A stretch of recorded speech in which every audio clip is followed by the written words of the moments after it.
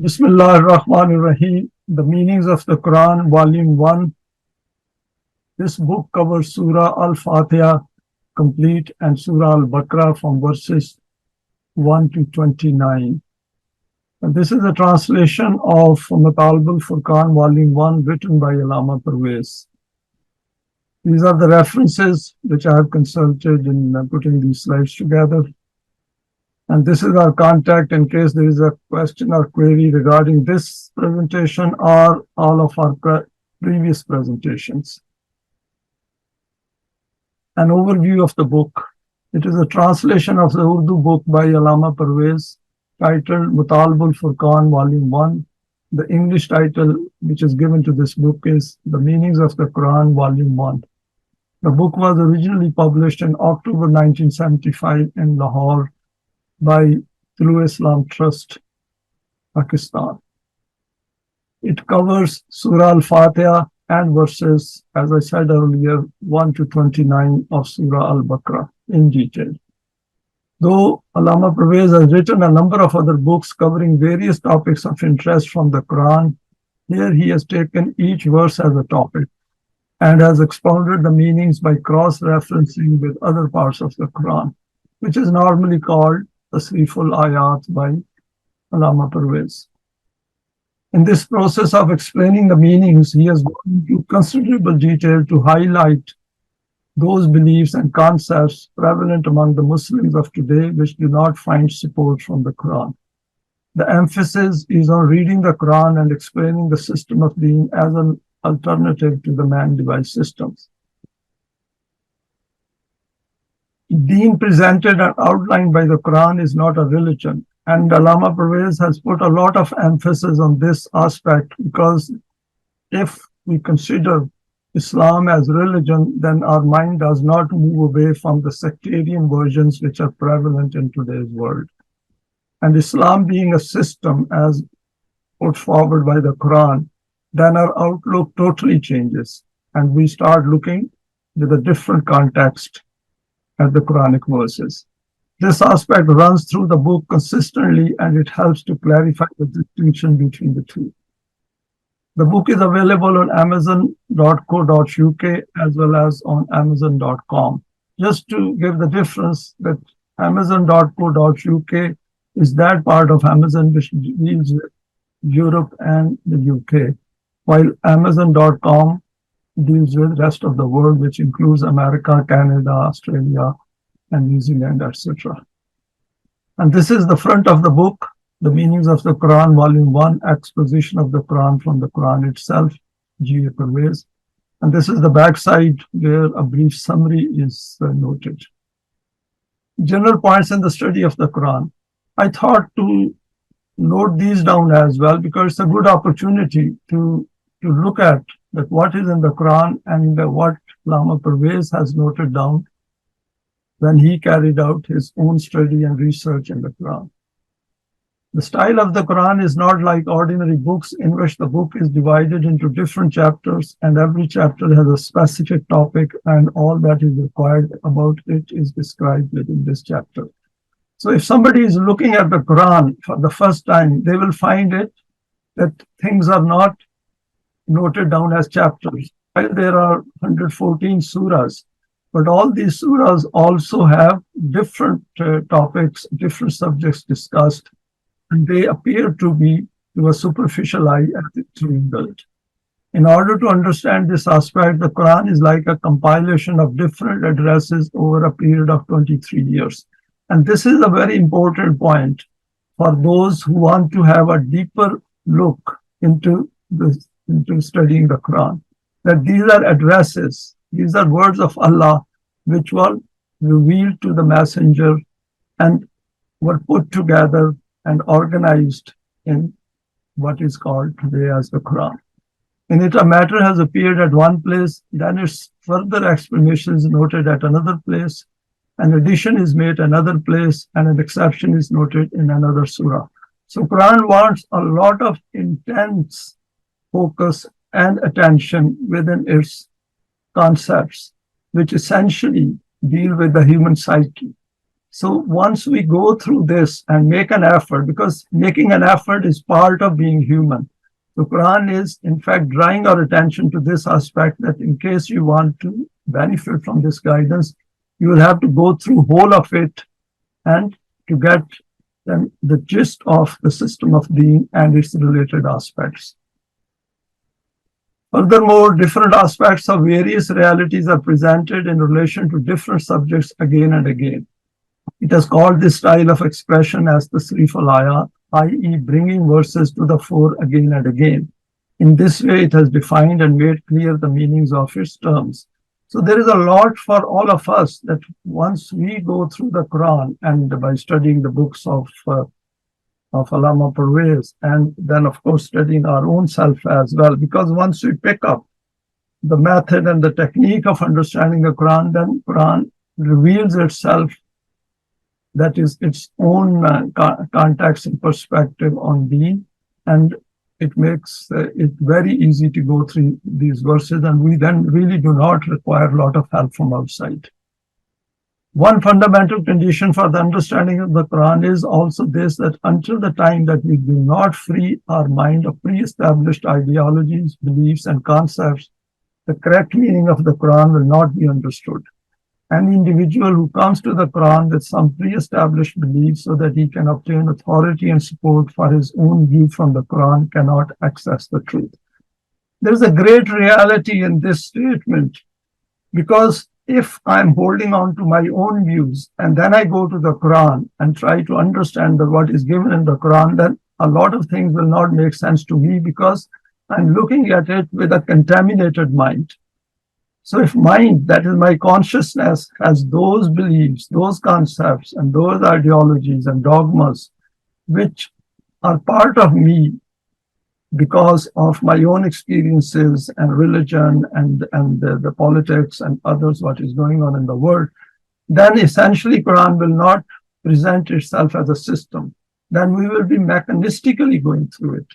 But in case we want to genuinely wish to get benefit out of it, because we are not happy with the contents of our own consciousness, i.e. the previous contents of our own consciousness, and we are looking for the solutions to the human problems in a man-made world where we are living, and we are not happy with the man-made world, then we have to get rid of all those concepts, ideologies, beliefs, which are not based on the Quranic system.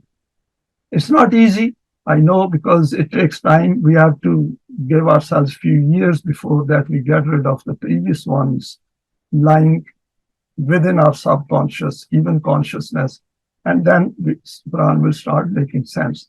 And with this in mind, we are sharing these slides together, because over here, all the slides which are put together without involving our own emotions and our own biases into it. We are going through the pure Quran as it presents itself before our eyes. Next point is, the next condition for understanding it is to reflect profoundly on it, i.e. to understand it through reflection and reasoning, intellect, knowledge, and consciousness. Because Quran is essentially addressing our psyche, because unless our psyche changes, nothing will change in the outer world. And for that, Quran says that Allah says that He has given us intellect and reasoning power. That is, both intellect and emotions are given to make use of both in order to establish this system. And obviously, we cannot establish this system unless we understand the finer aspects of it. This command to ponder profoundly on the Quran is neither for any specific individual nor for some particular era. It is for all individuals and for all eras. Some commands and laws are noted in the Quran and some realities. The commands and laws are detailed in such words whose meanings are precisely defined. And this is an important point, because there are laws and values given in which there cannot be two opinions. But there are also metaphors. But the realities, especially those realities which are connected to metaphysics, are referred to using metaphors, allegories, and similes. Abstract realities can only be explained in this way. So for these kind of verses, we can in fact delay their understanding for some time, because as our intellect develops by reading the Quran, these things also become clearer with passage of time. So one should not come to any conclusion on those. One should wait. But as far as the laws and principles are concerned, those are very direct, very easy to understand, and there cannot be two opinions about it. For example, Quran says that in a developed system of Deen, what is beyond your needs should be made available for whole of mankind. Now, this is a very straightforward command. Similarly, Quran says, do justice even if it goes against your own self.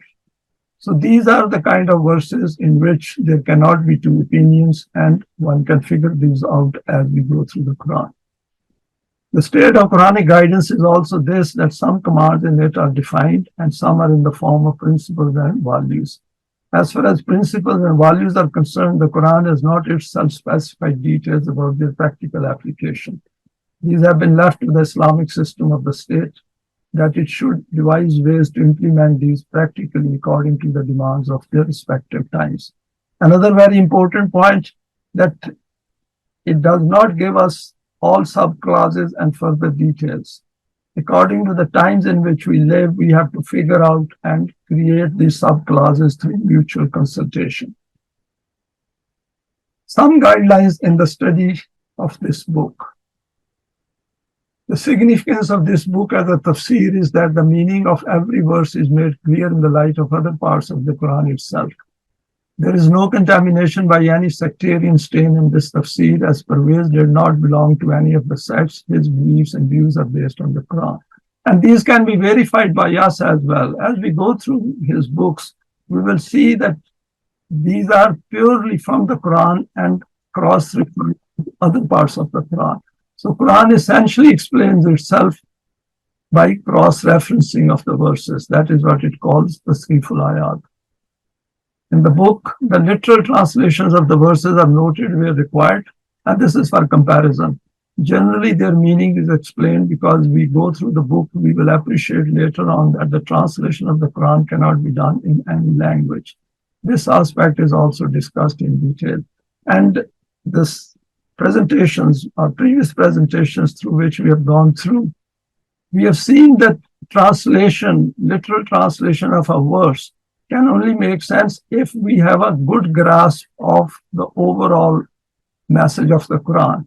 But actually, even that verse which has been translated, we can keep expanding in the light of Lughat al-Quran and its meaning as the expanse of our consciousness expands. That is, as our intellect develops, the same translation keeps expanding. So that is why literal translation should not be taken. Rather, we should look at the meaning of the Quran from Mafhum al-Quran. Many matters will appear in this tafsir, which the author has also covered in some of his other writings. In this tafsir, the negation of those non-Quranic beliefs and views which are commonly prevalent among us under the name of Islam continue to take place automatically.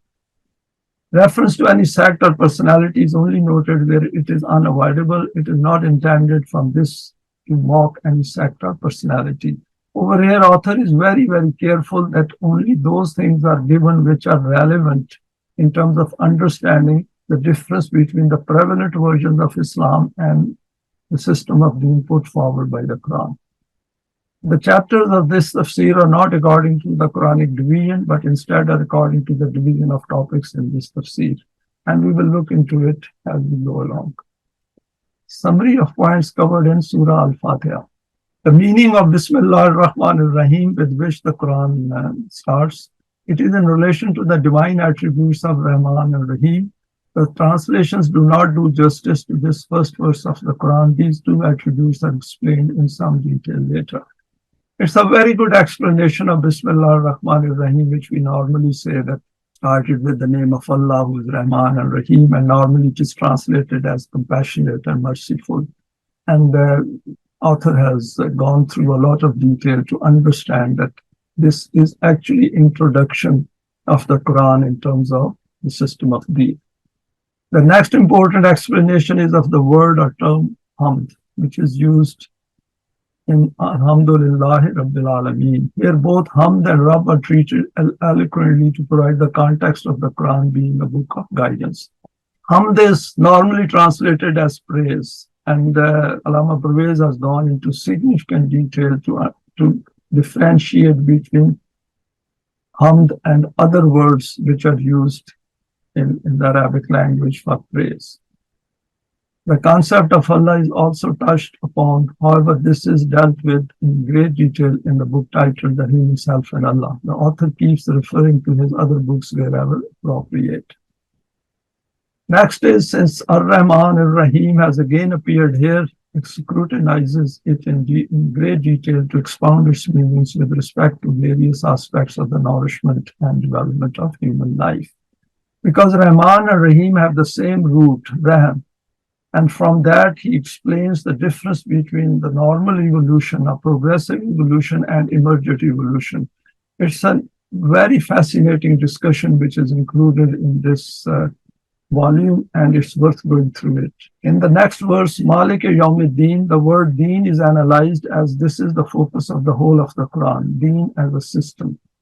A number of sections are devoted to this, for example, section 1.35 to 1.42. Coming to grips with its essence sets the scene for comprehension of the need for the Quran as a polity for human existence in this finite life on earth, i.e. the first stage of his possible eternal life as a full-fledged human being. So over here, Malik means normally translated as master, owner, and the Yawmiddin means that period in which Deen will be established. And Parwez has gone into a lot of detail of this aspect, which is worth looking at in the book. Summary of points, going to the next point. The next verse following the mention of Deen is Iyyaka na'budu wa iyyaka nasta'in. We hear a lot nowadays. The difference between religion, that is madhab, and Deen is explained, since under the auspices of Islam as a religion, the word abd is taken to mean worship, while under Deen it is explained as obedience. And he has gone through a lot of detail, cross-referencing with other parts of the Quran. This difference is highlighted by cross-referencing with other verses of the Quran. Understanding this leads to laying the foundation for the need of the system of being in the world. Because when we say Iyyaka na'budu, that we follow you, we obey your laws, Iyyaka nasta'in, and in this process we seek your guidance, then it raises human eminence to a very high level, and we have to acquire that understanding to set the scene for the understanding of the rest of the Quran. The world created by human beings is always going to be based on our desires and needs, and that is important, that it is our desires and needs because of which we live this life. And if we do not have a desire and a need for the Quran, then we can stop going forward after this chapter. But if we feel that there is a need, then we can go forward, and rest of the Quran will answer all our queries and questions. We simply cannot live life without desires. Hence, the next verse points to the human desire of those who are interested in finding the straight path in life, i.e. Ihdina sirat al-mustaqim, that is, they are seeking the straight path. Sirat al-mustaqim, what does it mean? And this is another very fascinating discussion which Parwez has carried out in this book, and it's worth going through it in detail. The path which is straight, and it's not cyclical. If we look at the way human beings live life, they go around in circles. Whereas over here, the Quran makes it very clear that if you are going in circles, there's something wrong the way you are living your life. Established and balanced, i.e. those who decide to follow this path after finding out its details will achieve all those successes which are defined by the Quran in relation to this path. The next verse outlines one important tangible aspect of this path called Sirat al-Mustaqim. Here, Parwez has also highlighted a serious error of judgment in various translations. And that is worth going through it, because this part is very fascinating, and we should look at the way he has discussed the important aspects. Surah Al-Fateha, being the first chapter of the Quran, sets the scene leading to study of the Quran as Deen, that is Islamic system of government. It opens the door to further lifelong learning of the Book of Allah. Now we go to Surah Al-Baqrah, and the first chapter covers verses 1 to 5. After going through the preface of the Quran, the scene now opens for further learning where Surah Al-Baqrah commences by announcing to mankind for all times, ذَلِكَ الْكِتَابُ لَا رَيْبَ فِيهِ.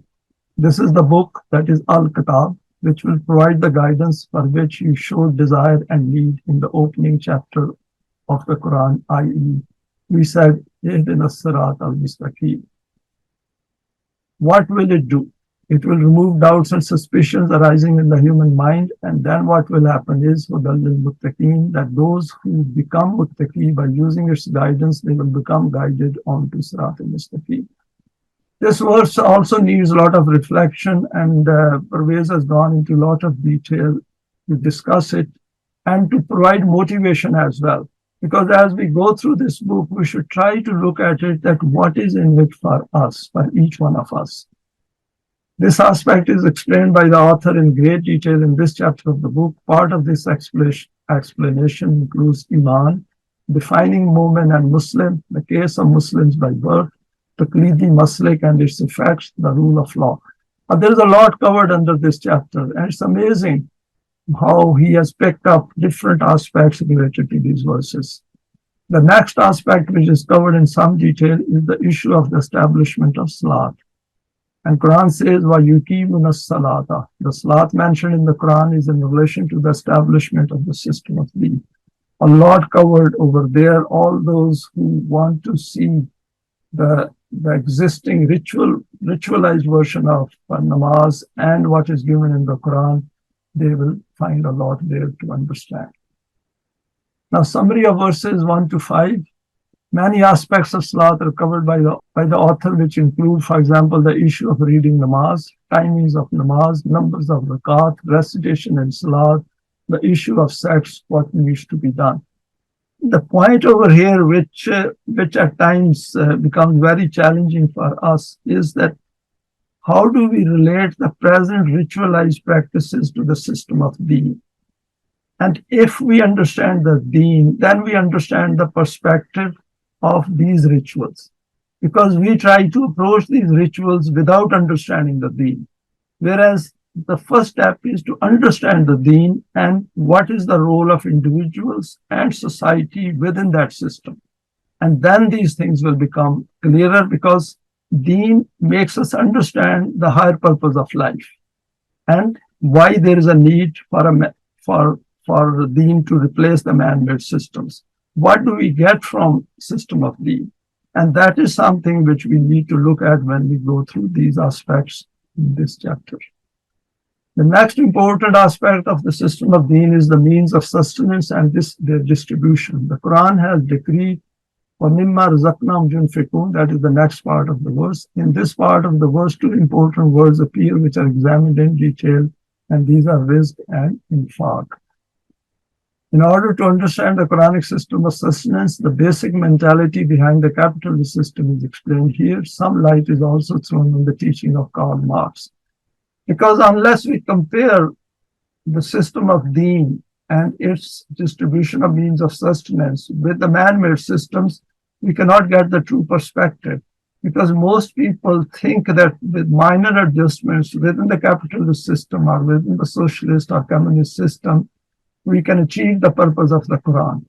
And this thing becomes very clear that Deen is there to replace these systems, not to make adjustments within the existing systems. Because making adjustments within the existing system is shirk. And shirk can never produce those results which the Quran helps us to produce those results in our life in this world. With this perspective in mind, the issue of the equitable distribution of the means of sustenance as put forward by the Quran becomes convincing. Next point is, Mu'mineen need to take over the responsibility of management of the means of sustenance within the permanent values of the Quran. The link between Salat and the economic system is discussed in some detail. Next comes the importance of Wahi as the source of guidance for man. The discussion here includes the secular system and its ideology, the law of requital of Allah, and the importance of the existence of the life in the hereafter.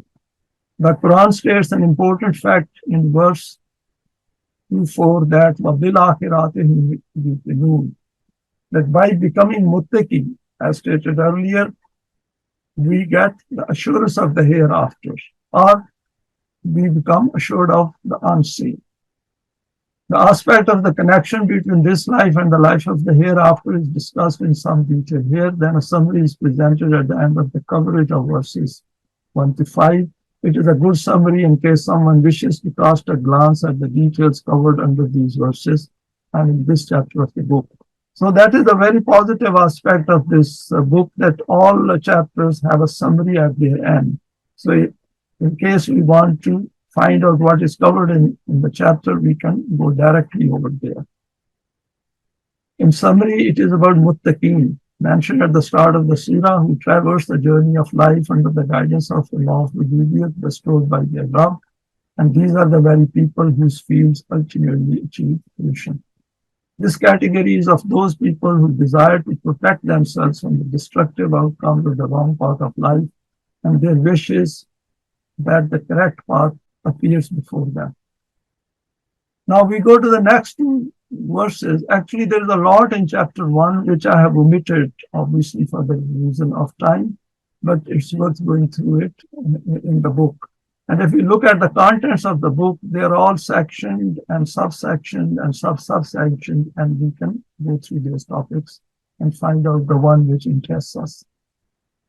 The only two verses are covered under this section of the book. This is an important, frequently referred to topic of the Quran, i.e. what is kufr, and those who practice it, what are their characteristics.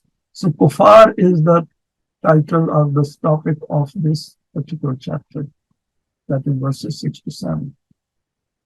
Kufr is the opposite of Iman, and like Iman, it has to be acquired, for example, by rejecting the guidance of the Quran after understanding it. If we have not understood a message clearly, then the question of rejection does not even arise. Very important point discussed over here, that in Iman, we know what is in the Quran, we understand it, and then accept it, and then over a period of time, we strengthen our conviction in it. And then we start doing those deeds which the Quran is asking us or inviting us, and then we come together to process it further or to progress further. Similarly, kufr is that we understand the Quran, we know what the message is, and then we reject it. So we have to be very careful in using this term, that if the message hasn't been passed, then we can't declare that this is kufr. Then that will be under a different category where people will not be declared as such that they are being kufr, but they will be the ones who have not been informed yet. So this is something which we need to look at very carefully. It is a part of human choice where a decision is made not to accept it, as it may not appeal to an individual for various reasons. So kufr is not something negative. It is just the way human beings are making choices. Of course, it will become negative if we display kufr and then start working against those who have Iman. Then the situation changes. But till the time it remains at a concept level, at a belief level, then it is their choice. The book goes into great details to cover various aspects of kufr and the characteristics of those who manifest it. A few aspects are quoted here as an illustration. It is kufr to consider the universe as batil. So if we think that there is no purpose to this universe, we are just a product of progressive evolution, and once we die, that is the end of it, then it becomes kufr. Sectarianism is kufr and shirk. Kufr is to obey forefathers instead of coming to the guidance of the Quran. Because in following forefathers, we are not using our intellect and reasoning the way Quran has asked us to utilize it. Not establishing rule as per the Quranic values is kufr. There's a lot more there, it's worth going through. Systems which are based on kufr may appear to be successful in material gains, which are also class dependent. For example, the divide between rich and poor is visible in all man-device systems. However, the Quran invites us to look at the effects holistically, i.e. by bringing the permanent values into it and the fact of the existence of the human self. Life at the level of the self becomes static under the system based on kufr because there is no self. If the self was supposed to be developed and we fail to develop it, then it is essentially we are living the life of the human, we are static. The development of the human self is completely ignored, and the whole system is raised on this assumption that human life ends with you. whereas factually, human life does not end with death. And this is a very important point for us as students of the Quran, that the life is not going to end with death. Then, if we want our life to continue beyond death, under the guidance of the Quran, then we have to do something about it.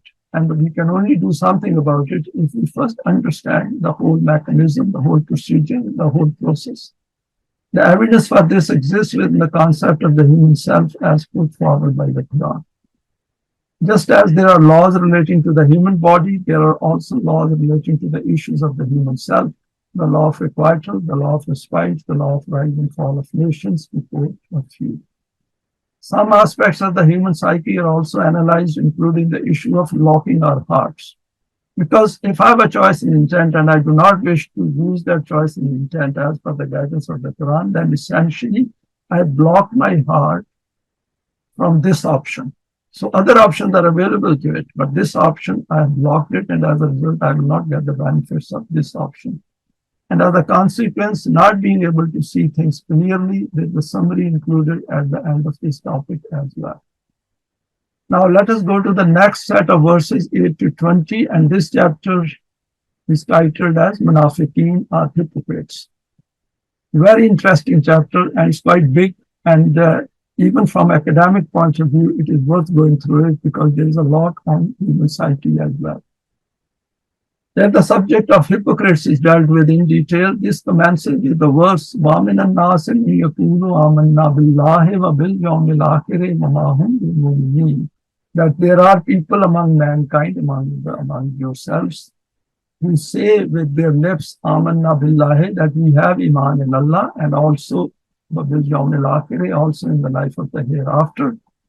And then the Quran declares that they are not mu'mineen. And this is something very serious that they announce with their lips. They say that.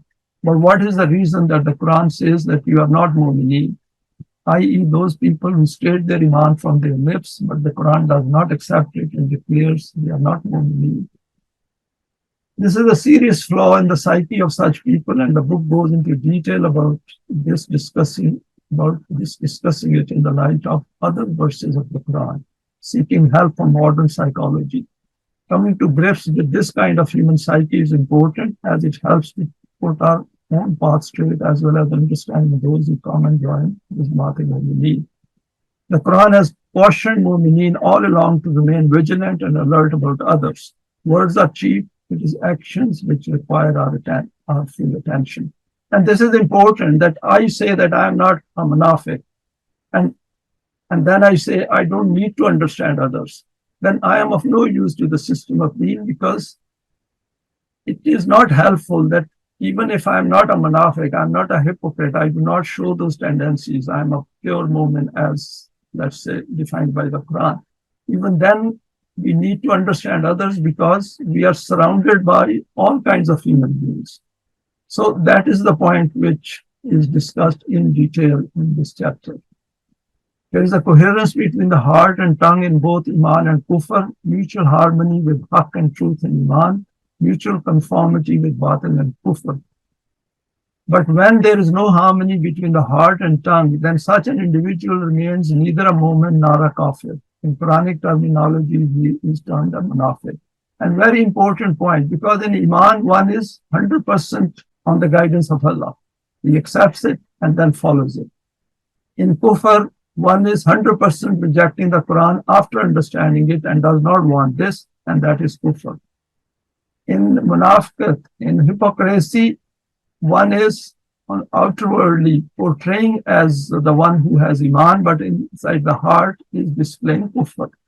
So our inner, that is the life of subconscious, or our own inner psyche, has a very strong role to play in our life. Continuing, next point is Munafiqeen are declared to be Kazib, and Kazib is the one who is a liar, the ones in whom the heart and tongue are not in mutual harmony, i.e., there is one thing in the heart and something else in the tongue. In verse 29, it is stated that these people think they are deceiving Allah and Mu'mineen. And that is an important aspect, that if we can hide our intentions, we think that nobody knows about it. Whereas those negative things which we are hiding are all along affecting our inner self. That is, it is affecting ourselves in terms of subconsciousness and as well as in our decision making in our life.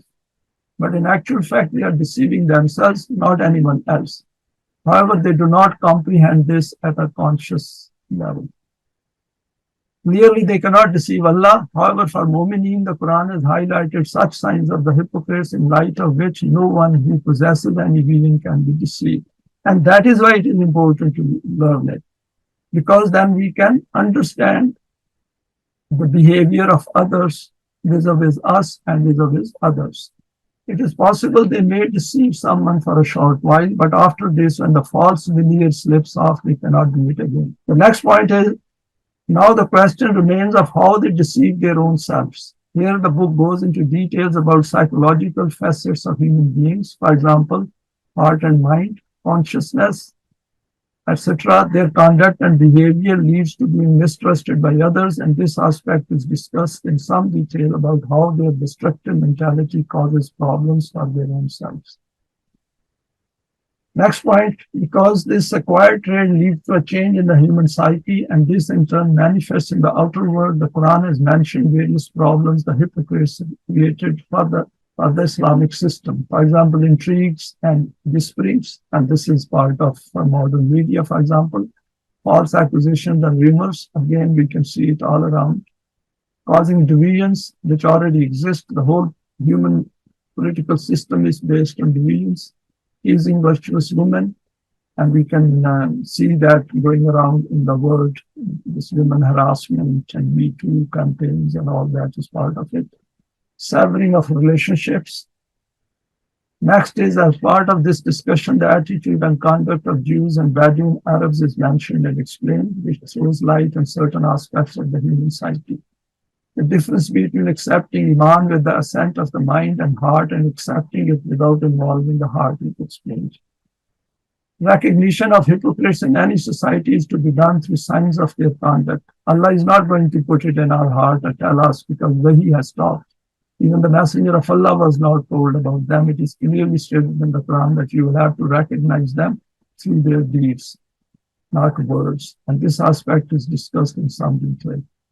In the discussion and elaboration of the term fasad, which has appeared in 2018, light is thrown on democracy, mulkiyat, that is dictatorship, and the Islamic system. Here only basics are mentioned. In relation to the man-made systems, the existence and role of religious priesthood in providing support to these systems cannot be ignored. For example, mulkiyat cannot remain established without the support and favor of the clergy.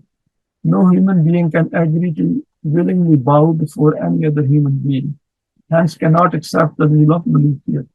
Here, religious teachings provide support to such tyrannical systems.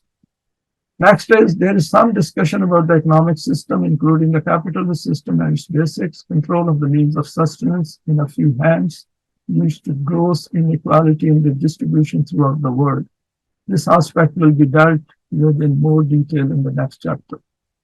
As part of the analysis of fasad, there is also a passing reference to sexual perversion.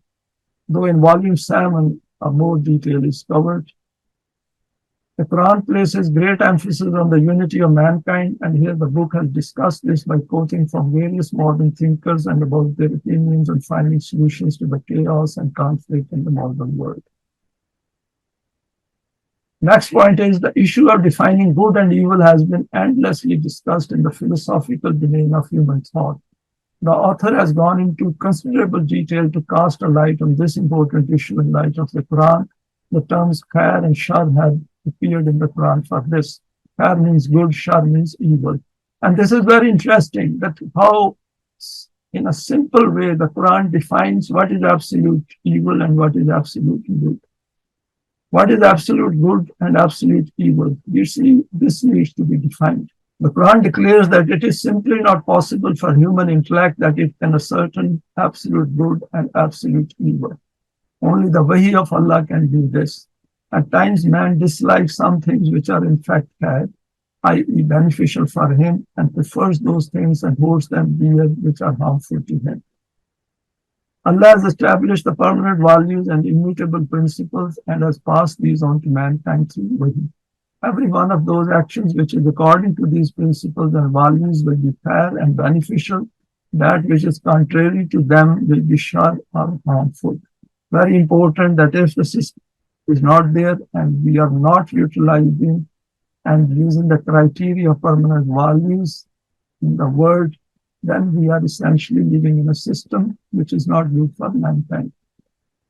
From this, the decision about virtue and evil, good and bad, reward and punishment takes place. Those deeds are virtuous, good and righteous, through which his self becomes developed and strengthened. Evil, bad and punishable deeds are those due to which the development of his self halts and becomes weakened. So if anyone is interested in, finding out absolute good and evil, this part of the book is absolutely outstanding.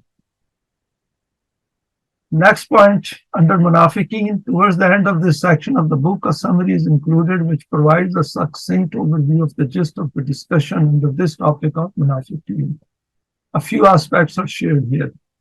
The simile of people following these transitory and immediate benefits of life is like that of a person who lights a fire in the dark of night in a jungle to determine his direction, because of which his surrounding environment becomes illuminated.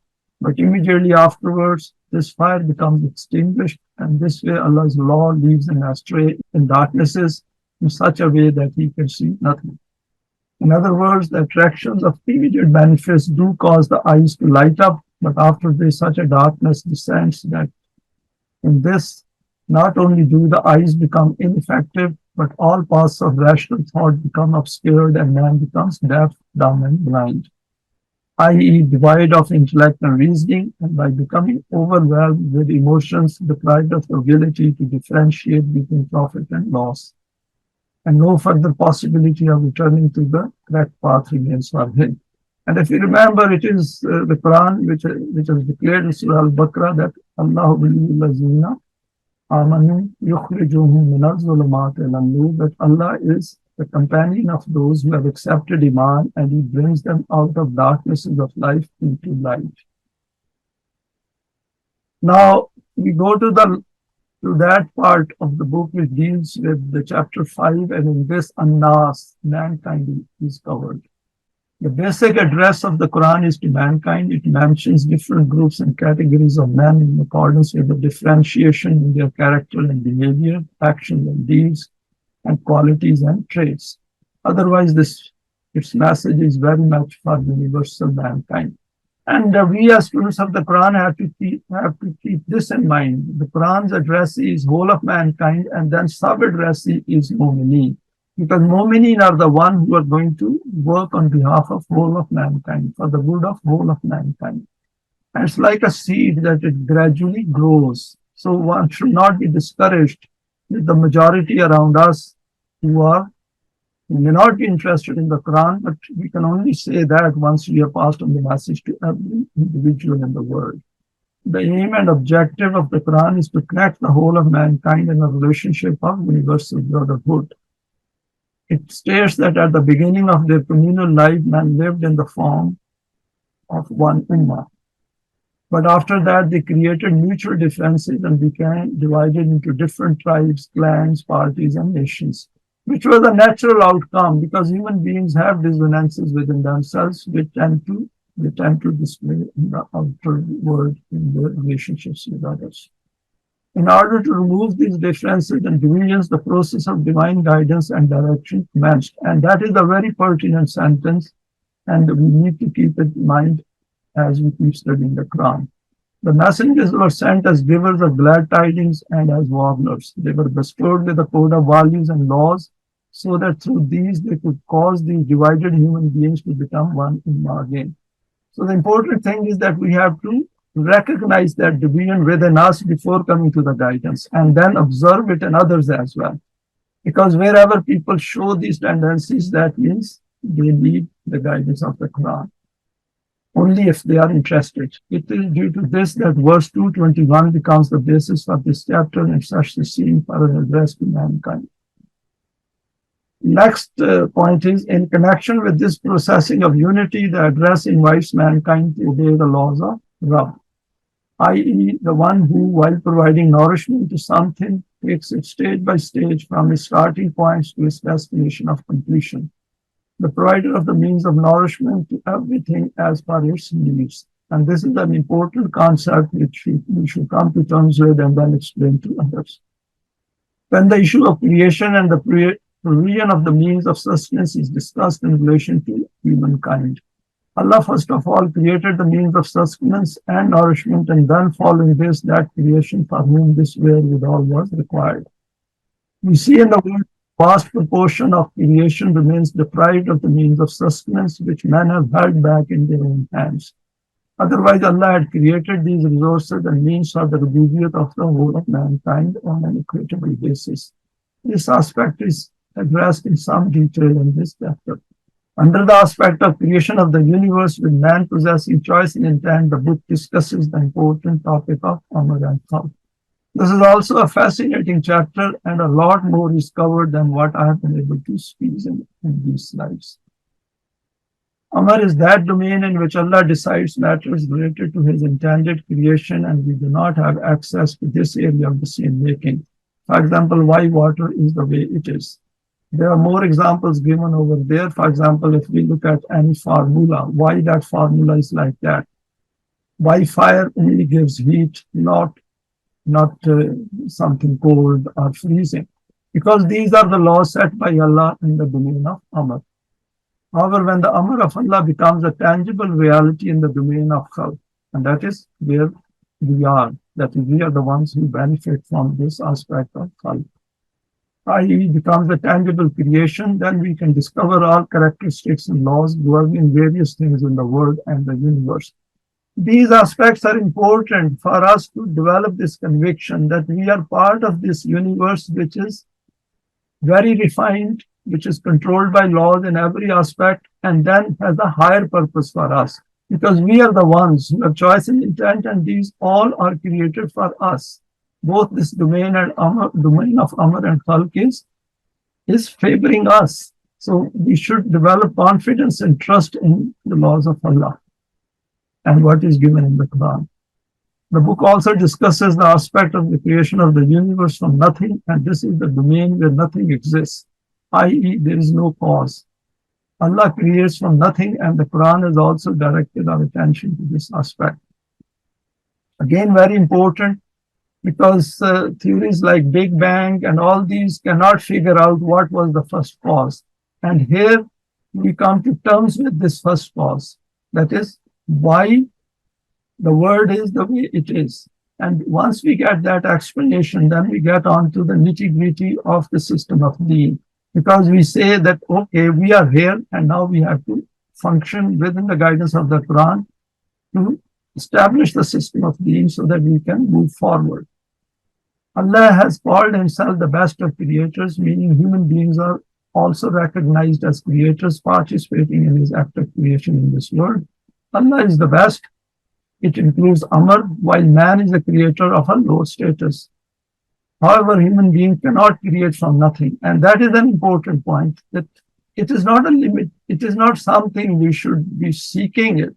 The issue over here is that we should understand our position in this first stage of our evolution, for further evolution in the hereafter, that this is how it is meant to be. This is how we are supposed to create in Allah's word from the things which are provided for us, and all these govern laws, and let us move forward and create our new self, new life, and then move forward.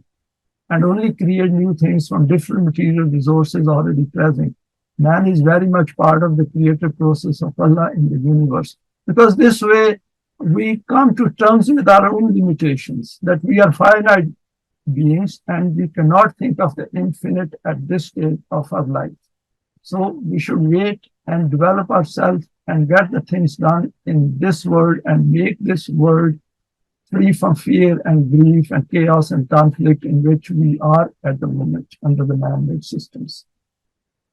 Some discussion is also included on differentiating between creation and procreation, the latter being a process applicable to the animalistic aspect of being human.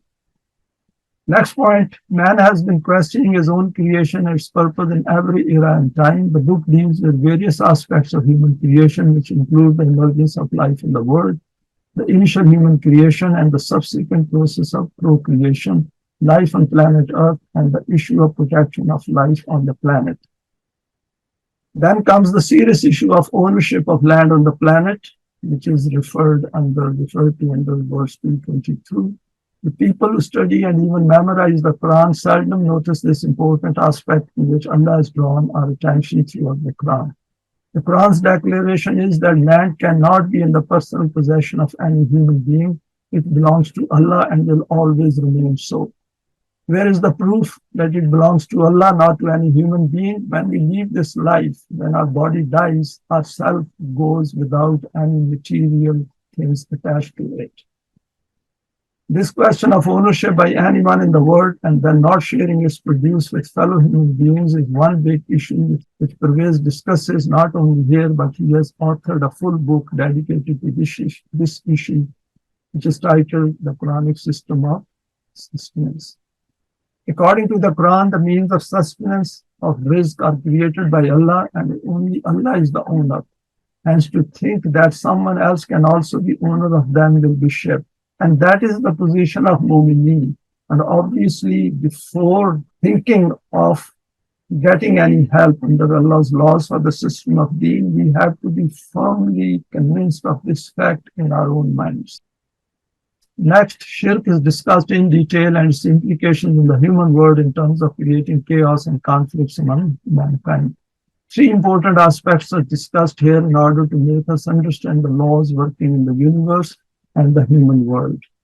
First aspect, most people agree based on evidence that in the outer world, Allah's laws are operating which are out with human interference. These laws work quietly and smoothly with no chaos and conflict. Everything in the universe is carrying out its assigned duties for which it is programmed. Second aspect, since man is provided with choice and intent, hence he is given the choice to either make his own laws or to seek the guidance of Wahi, which includes laws and values related to the functioning of the human self. If man decides to formulate his own laws, then it will result in the world as we experience it today, full of fear, grief, chaos, and conflicts. Third aspect, when man mixes the two laws, i.e. laws made by man with the laws of Wahi, this is called shirk in Quranic terminology, i.e. associating other gods with Allah. This creates severe adverse effects in any system which is based on shirk. Next point, then the book further expands on some terms used in these verses, and their explanations provide a detailed perspective about the human psyche and its understanding of the issues to be faced in man-device systems. Another important issue is discussed in relation to verse 223, where a challenge is placed before the whole of mankind for all times, i.e. to produce anything like the Quran. We have discussed this aspect under Surah Yunus as well, and over there we have gone into greater detail. And this aspect is covered quite well in this volume.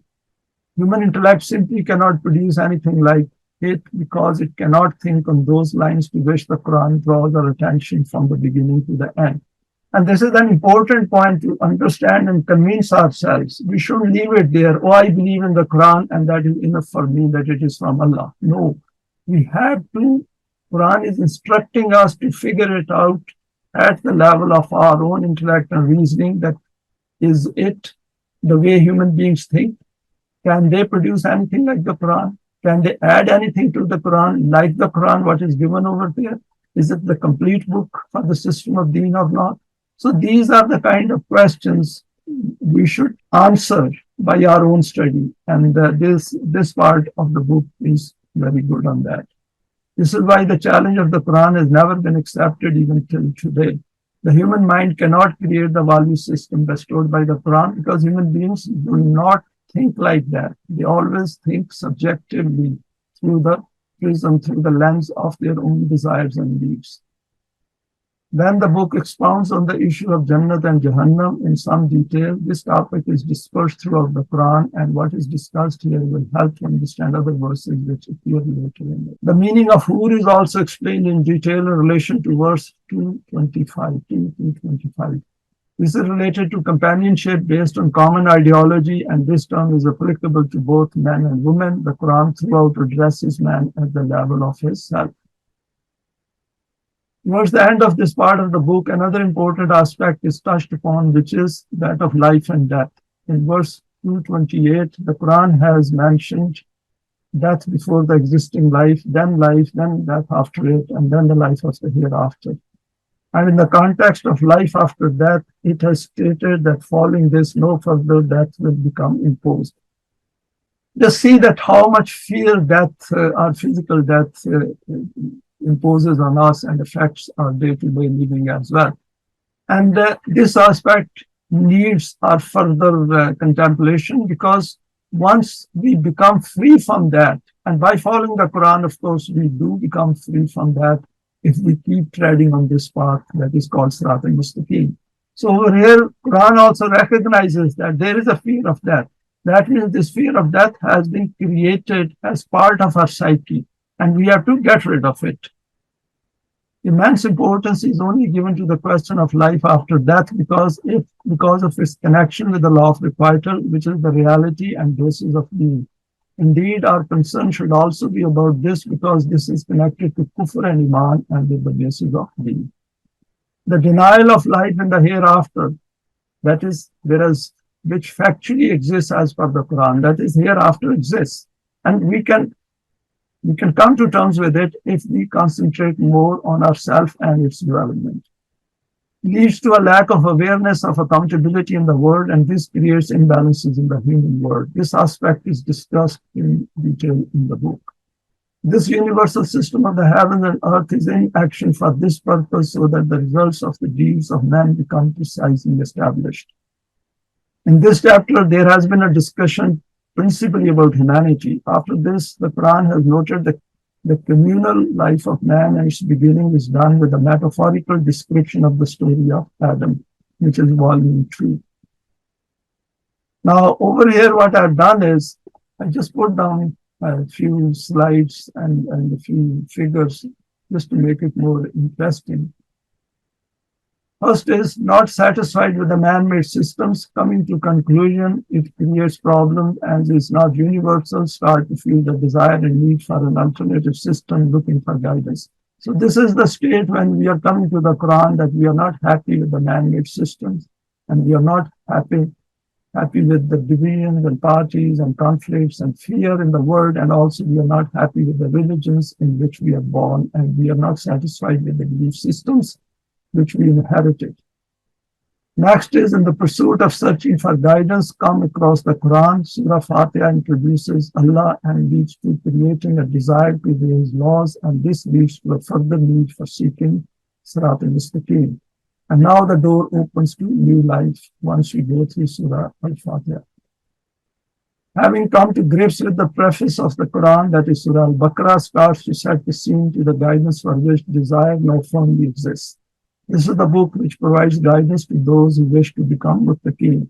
And at this stage, we do not let our desire and need disappear from the Quran. And we will see that as we progress through it, and we have seen it by sharing these previous presentations, that it does create that conviction, and we do not wish to. There's a lot of excitement in this as well, and see what Allah does. And if we keep proceeding on this firmly, then the results do appear before us, of course, on an evolutionary, progressive, evolutionary pace, that is under Al-Rahim. Part of this procedure to obtain guidance is to understand the human world in which to operate to become a mu'min. Those who reject guidance need to be understood, i.e., they are called kuffar. Having had a briefing on kuffar who reject openly the guidance of Allah, next are those who hide this rejection in their hearts but do not display it, i.e., Munafiqeen, be aware of them. Next part of the education and training is to know about mankind as a whole and its issues of survival in the world, i.e., means of sustenance. Here the rububiyyat becomes introduced. Thanks for your time and for sharing this today. And please feel free to share it with your contacts. We may like to subscribe for future talks related to the Quranic system of belief.